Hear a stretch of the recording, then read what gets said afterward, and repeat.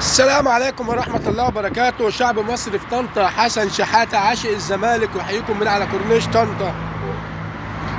دلوقتي يا الواحد والله العظيم احناش عارفين يعني المواطن المصري والمواطنة المصرية الله يكون في عونهم. ليه بقى؟ دلوقتي اما تيجي دلوقتي تروح تبص تلاقي كيلو المكرونة بقت 35 جنيه، وكيلو الرز مش عارف بقت كام و30، ومش عارف ايه، والسكر والغلاء اللي احنا بنعيشه. بجد الله يكون في عون المواطن المصري والمرأة المعيلة المصرية والمواطنة المصرية. بجد الله يكون في عون الشعب المصري. بجد الناس تعبت وزهقت وطهقت، وكل يعني حاجة تخنق، فالمواطن المصري بيعاني منها. دلوقتي عشان تروح المخبز او الطابونة او الفرن، تبص تلاقي بسم الله ما شاء الله كده في كل فرن كده في بتاع 200 300 واحد 200 واحد 150 فرد، وبالطابور بقى والزحام والناس بتضرب بعضها عشان رغيف العيش. وتيجي تبص تلاقي بتاع الطابونة حتى يعني بيتخلعوا على الناس ويتخلعوا على المواطن، واللي يشتم في الناس ويتلفظ لهم والكلام دوت. وحاجه شيء صعب، يعني شيء صعب. المواطن المصري ما يستحقش اللي بيحصل فيه ده والمعاناه اللي بيعانيها دي. لكن في عون الناس اصلا في الغلاء ومواصلات وايجارات ومتطلبات حياتيه صعبه، غلاء اسعار ودروس ومش عارف ايه. بجد الله يكون في عون المواطن المصري والمواطنه المصريه. يعني بظروفها كده واحد معدي راجع اهوت معدي بالقفص اهو، ما جابش عيش. يعني راح تروح المخبز يقول له ايه؟ يقول له خلاص اللي شطبنا. تبقى الساعه لسه 8 وربع ولا 8 ونص صباحا ويقول لك شطبنا. ازاي يا جماعه؟ نروح دلوقتي كل الناس بتلجأ دلوقتي ايه؟ للطابون للعيش عشان يجيبوا الرغيف، عشان المكرونه مش عارفين نجيبها. المكرونه اللي كانت ببلاش وكانت بجنيه ب2 جنيه، والرز اللي كان بجنيه ب2 جنيه ما احناش لاقينه، مش عارفين نجيبهم.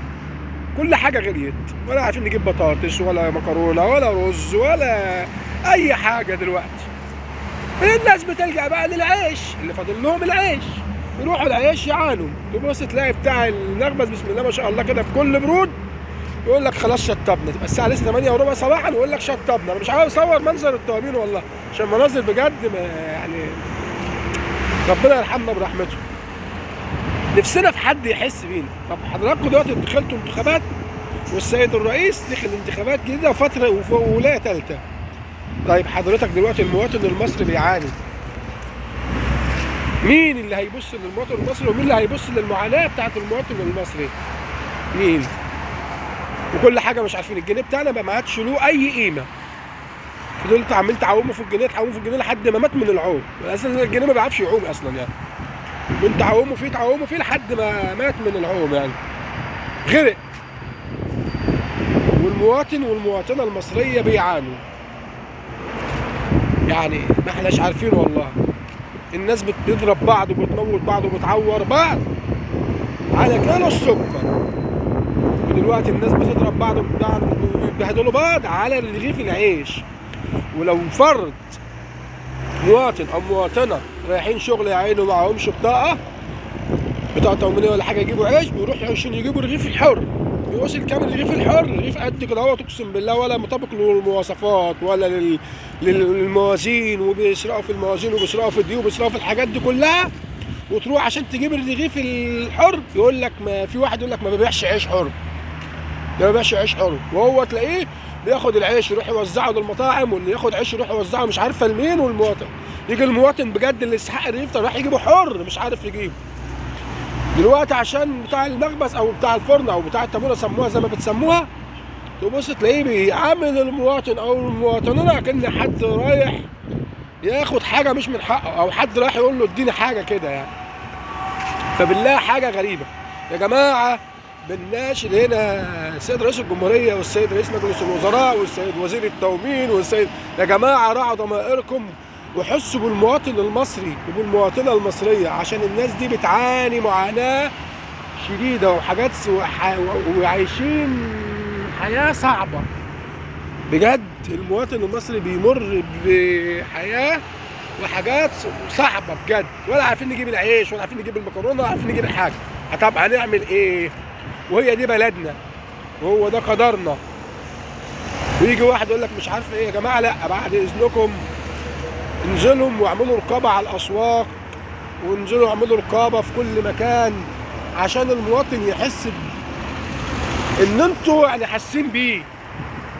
انما ساعه الانتخابات انزلهم وادعم بلدك وادعم مش عارفه ايه، بلدنا على دماغنا. واللي يقول لك يا جماعه بجد احنا تعبنا، الناس بتعاني بجد، الناس بتعاني. اما يوصل المواطن المصري مش عارف يجيب رغيف العيش عشان ياكل وياكل اولاده، يبقى ده في حاجه غلط. اما المواطن المصري يوصل انه كيلو المكرونه يوصل 35 جنيه و36 جنيه، يبقى في حاجات غلط.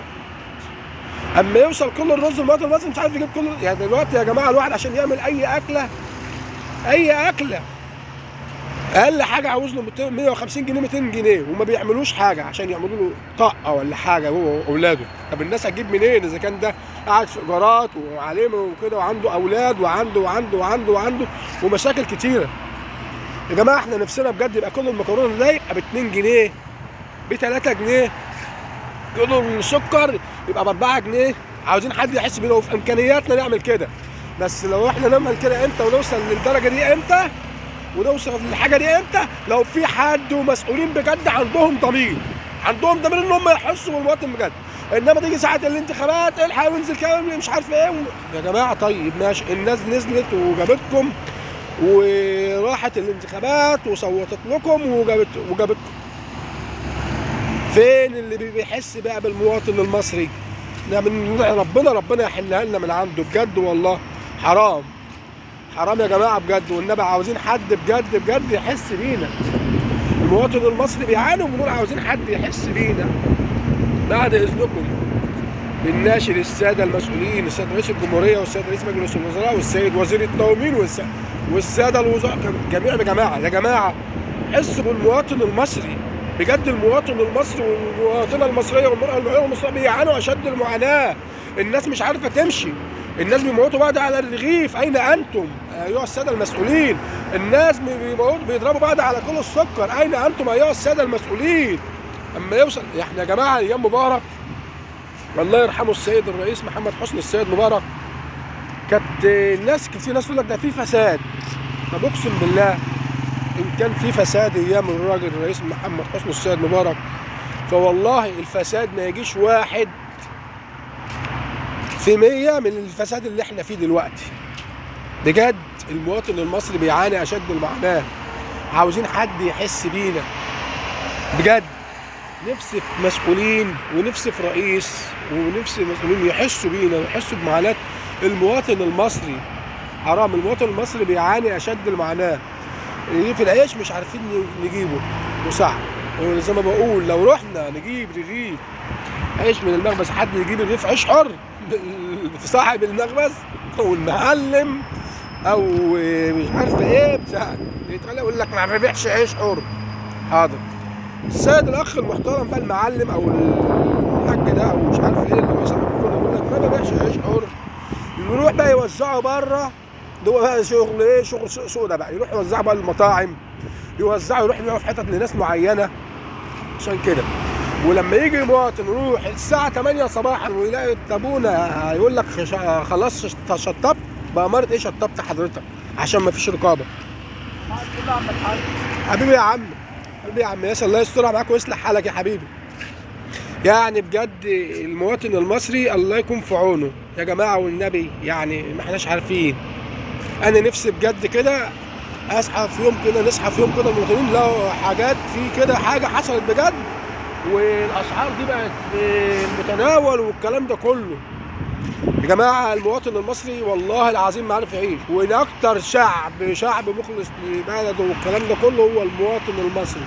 وفي عز معاناته في عز اي حاجه بيقول لك لا البلد اهم ونستحمل عشان خاطر البلد وعشان البلد اللي حوالينا. طيب ماشي، مين هنا بقى اللي بيحس بالمواطن المصري؟ مفيش.